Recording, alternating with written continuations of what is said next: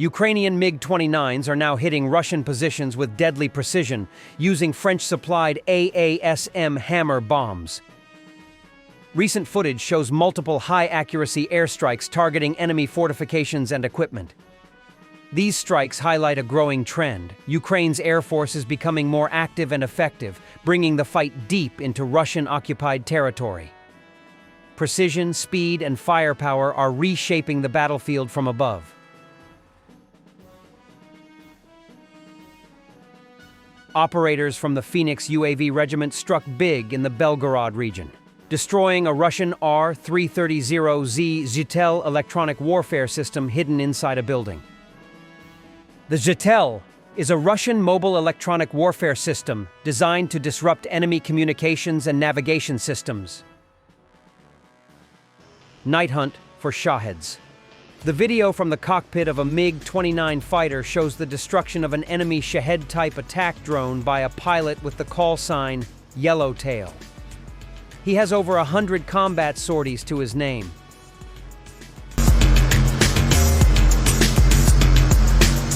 Russia has begun using new kamikaze drones that select targets and carry out strikes without operator involvement.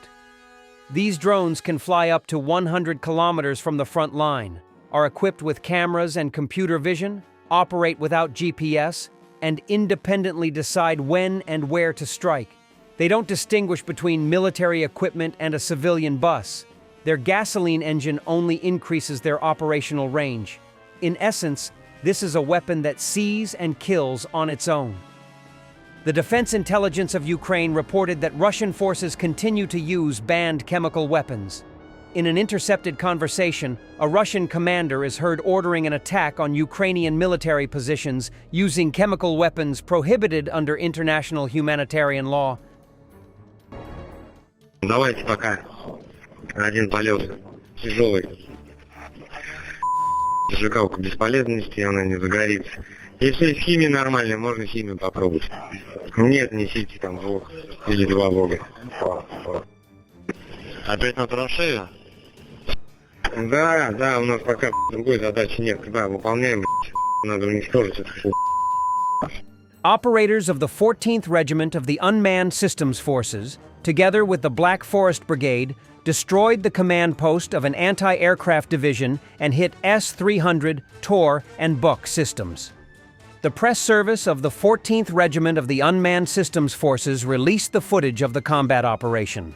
Throughout April, operators of the units thinned out the echeloned air defense of Russian troops in the Donetsk region, knocking out a rare S-300V self-propelled launcher with ballistic missile interceptors, as well as Tor M2 and Buk M3 systems, while they were operating or moving between positions. In addition, the Ukrainian military managed to find and destroy the invaders' command and control vehicle, which served as the command post of an anti-aircraft missile division. The use of American Switchblade 600 barrage munitions, which can be identified by their characteristic interface, is of particular interest. They operated in cooperation with Ukrainian Shark reconnaissance drones. The strike drone can operate within a radius of up to 40 kilometers, indicating that Russian targets are located several dozen kilometers from the front line.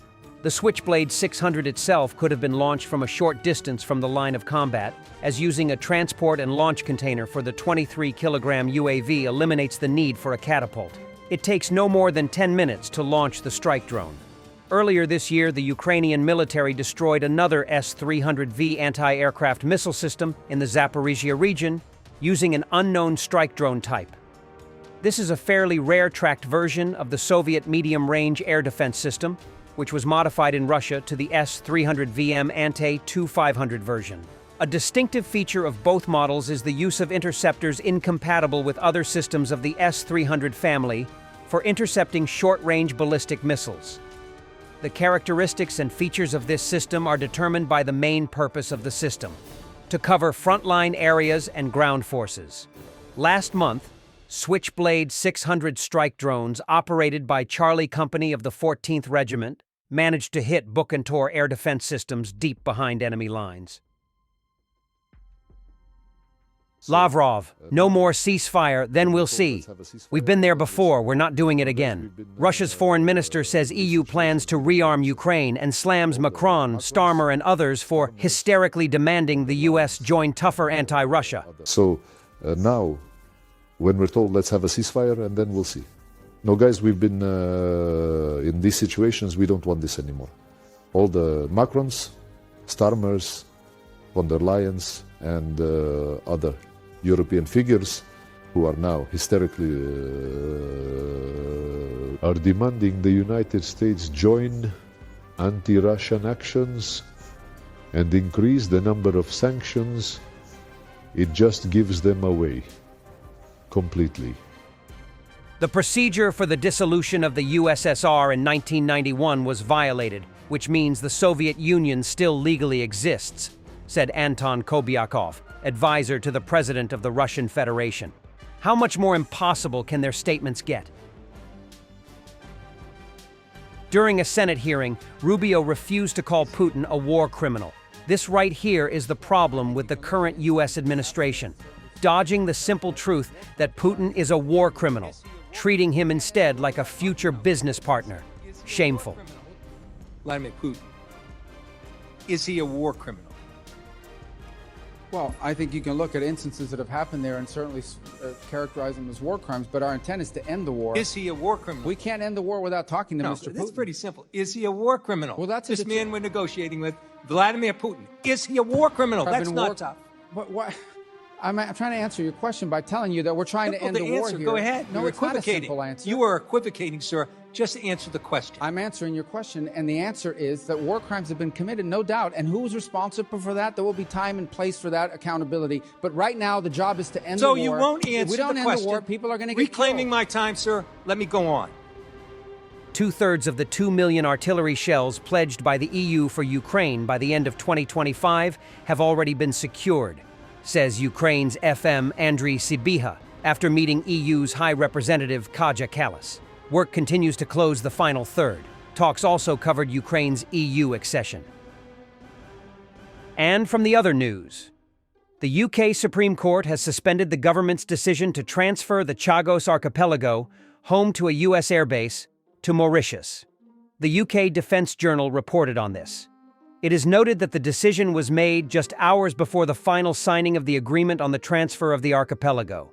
The agreement, estimated to be worth £9 billion, has been increasingly criticized for excluding the indigenous population, the Chagosians, from the negotiation process, as well as concerns about its impact on UK national security. The largest island in the archipelago, Diego Garcia, is home to a strategically important joint British-US military base, a key element of the Western military presence in the Indian Ocean. The lawsuit alleges that the agreement violates the rights of displaced Chagos Islanders who have been fighting for decades to return to their homeland. Critics also question the security implications of transferring sovereignty over a region that is home to one of the world's most important military facilities. It was from this airbase that American bombers flew combat missions in Afghanistan and Iraq. Under the terms of the agreement, the UK will lease the atoll from Mauritius for at least 99 years, allowing the United States to maintain its military presence there. The leaders of the UK and Mauritius assure that if the agreement is implemented, the base will continue to operate in a stable, secure, and efficient manner. The start of the process of transferring the archipelago was announced back in October 2024. The Chagos Archipelago was separated from Mauritius in 1965, when Mauritius was still a British colony. Britain bought it for £3 million and declared it its territory in the Indian Ocean. Mauritius accused Britain of illegal colonial occupation of the archipelago, claiming that it had been illegally forced to renounce its rights to the Chagos Islands in exchange for independence. Myanmar guerrillas have begun attacking junta helicopters with strike FPV drones. War Noir analyst has released a video showing strikes on Mi-17 helicopters. The so-called Kachin Independence Army first used this method. The footage shows a drone exploding near the helicopter's main rotor. Such attacks could force the junta to reduce the use of helicopters to transport troops and ammunition to areas where rebels are concentrated.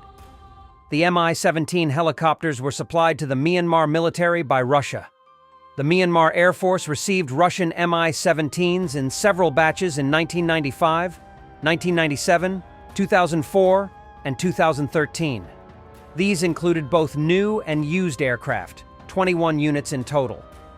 In addition, Myanmar purchased 12 Russian Mi-24 PM helicopters between 2010 and 2019. The rebels' FPV drones may force the junta's air force to relocate and act more cautiously. Previously, rebels struck local junta troops with a drone equipped with unguided aircraft missiles. Myanmar rebels have also received Chinese FN-6 portable anti-aircraft missile systems to counter junta aircraft. The Kachin Independence Army opposes the 2021 coup in Myanmar, when democratically elected state councillor Aung San Suu Kyi, President Win Myint, and other leaders of the ruling party were arrested by the military, which seized power. The military claimed that the election results, in which Aung San Suu Kyi's party won a landslide victory, were rigged. Election Commission officials rejected these allegations. Thanks for watching, and don't forget to subscribe. Also, if you want to support Warthog Defense, please become our member and get early access to new videos, exclusive members-only videos, and become administrator in comments section. The membership link is in the description. Rescues every day. We had a guy last week, it's 6 rescues in 6 days. You know, he's doing the job every day.